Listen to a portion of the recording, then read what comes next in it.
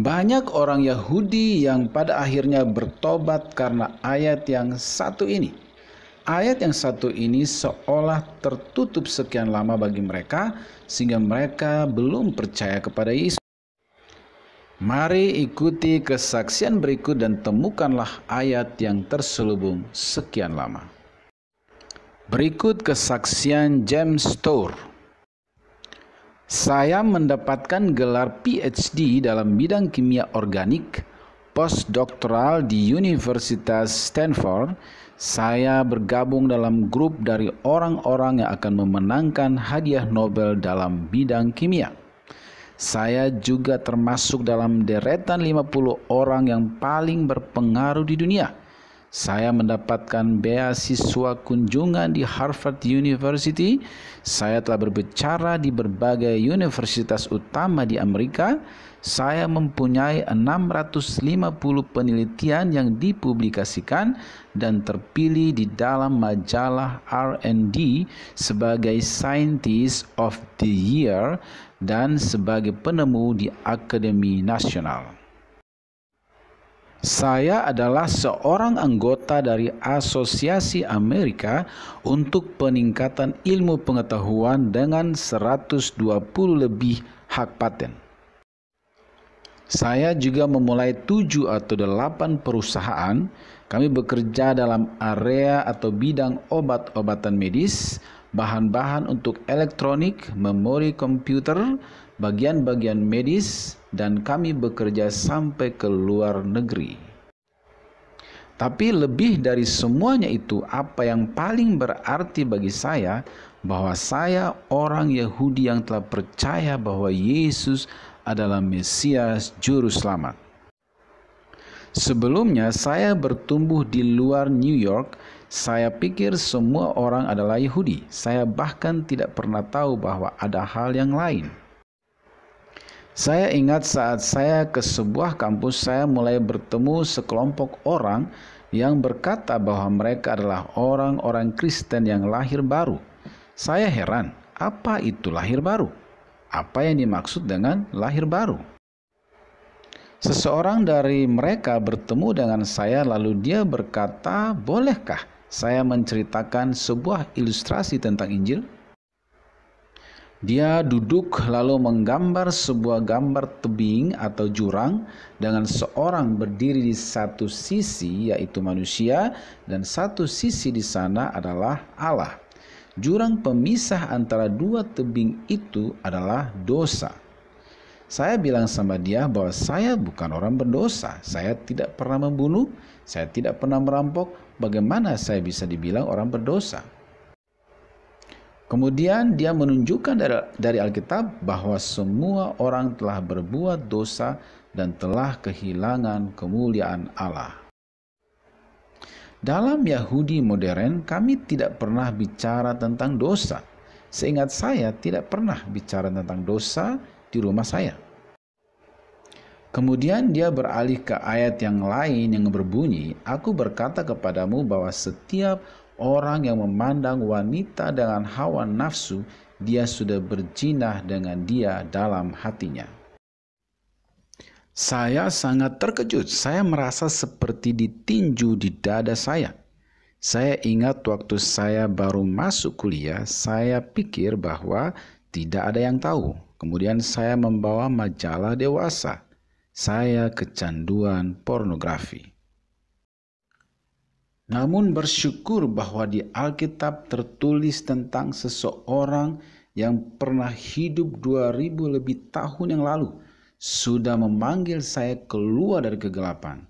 Saya sadar bahwa saya orang berdosa. Waktu saya baca di Alkitab tentang apa dosa itu, lalu saya pun akhirnya tahu bahwa saya orang berdosa. Bagaimana saya dapat datang kepada Allah? Kami orang Yahudi sangat tahu hal ini lebih dari siapapun, yaitu bahwa tanpa penumpahan darah tidak ada pengampunan dosa. Penjelasan ini ada dalam ayat yang tertutup bagi orang Yahudi selama ini, yaitu Yesaya 53. tentang bagaimana dia memikul dalam dirinya sendiri dosa-dosa saya dan segala hal yang telah kulakukan. Ini adalah tentang dia. Ini adalah tentang manusia yang memikul salib. Allah yang menjadi manusia datang dan memberikan dirinya pada kita di dalam Yesus Kristus. Dialah satu-satunya yang memberikan dirinya bagi kita. Saya pun mulai menyadari betapa Yahudinya Alkitab Perjanjian Baru itu. Buku ini benar-benar Yahudi. Perjanjian Baru itu sangat Yahudi. Semua tentang orang-orang Yahudi. Kemudian pada tanggal 7 November 1977, ketika saya sendiri di ruangan saya pun menyadari bahwa Yesua yang mati di kayu salib. Dan saya berkata, Tuhan Yesus, aku orang berdosa, ampunilah aku, masuklah dalam hatiku. Kisah berikutnya adalah seorang guru di sekolah Yahudi yang menjadi murid Yesus.